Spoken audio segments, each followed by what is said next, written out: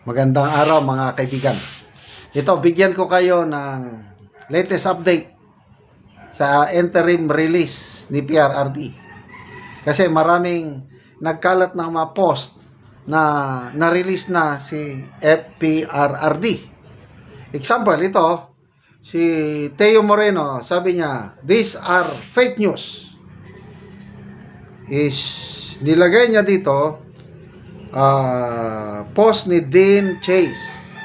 Nakalagay sa post ni Dean Chase, confirm interim release granted. Ito pang isa naman, Maria Fema Duterte, FPRRD granted interim release, thank you Lord. Sabi ni Teo Moreno, again, wala pang interim release. Wala pa. However, no objection from the Philippines about the terms and conditions attached for the interim release. So, it's a good development. Ito, mas maganda itong post ni Kipi Chu.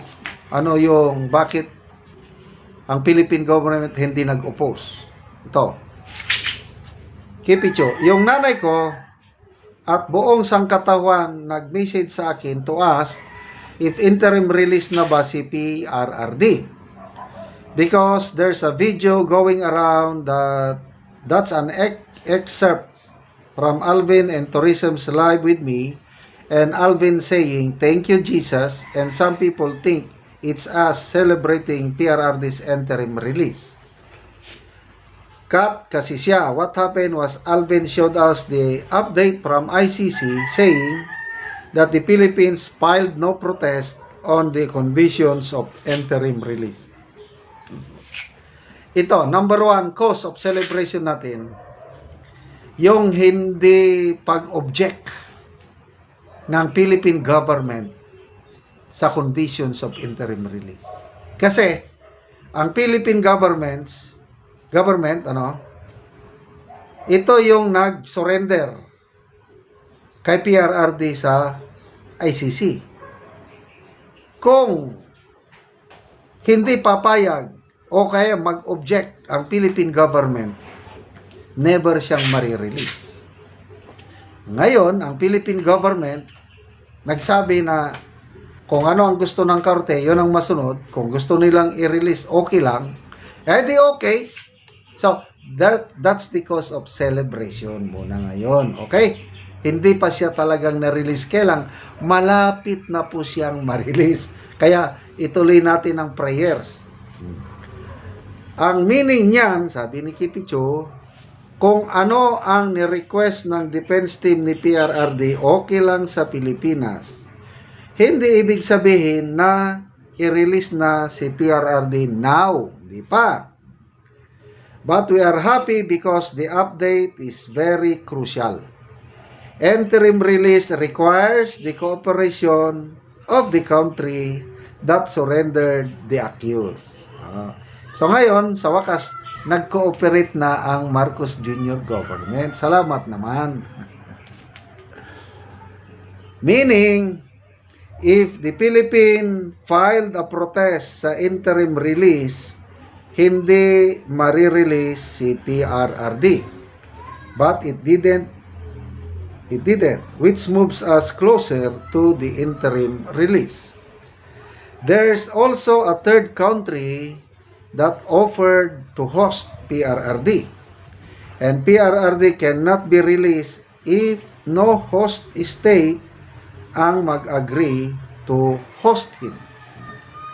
So, what we are happy about is that this moves us much closer to the possibility of the interim release.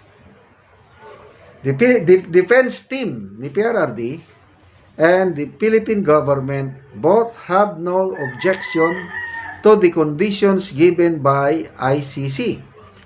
A very important condition yan na both state and defense team will agree.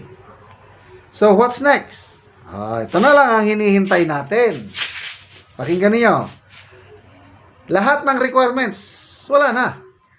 All favorable kay PRRD. So what's next?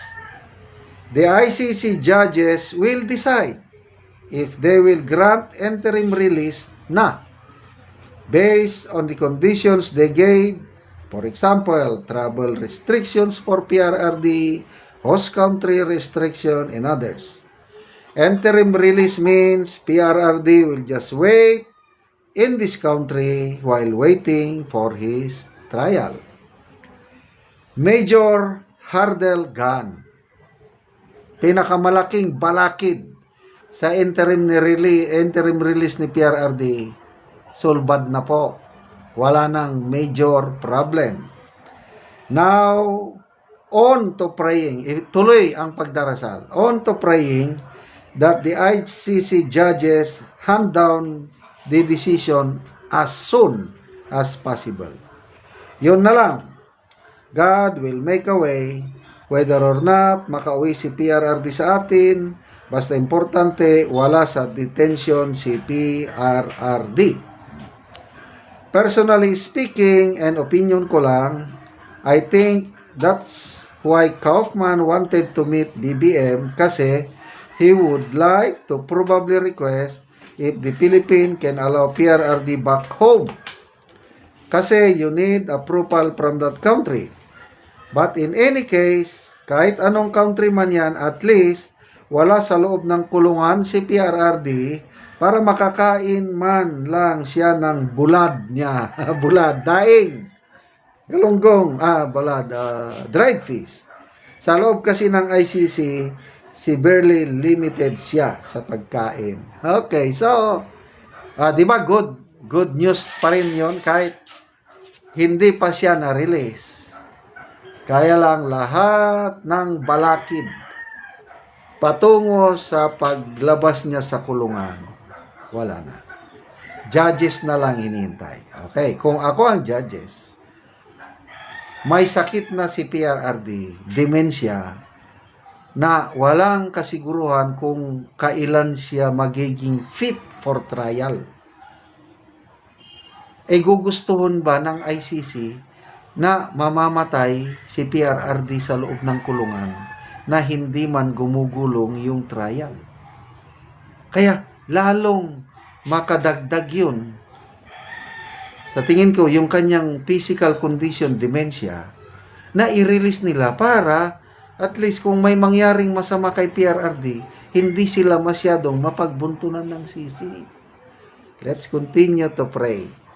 As soon as possible, makalabas na po ang ating Tatay Digong. Kaya salamat mga kaibigan sa inyong pagsubaybay sa ating channel. Ito, nakakatulong kayo ng malaki sa Talaan Big Tribe ng Bukidnon dahil ang sweldo natin sa channel na ito is pantulong sa tribo. Namimigay tayo ng mga libreng yero at pako para makapagpatayo sila ng mas maayos na tahanan.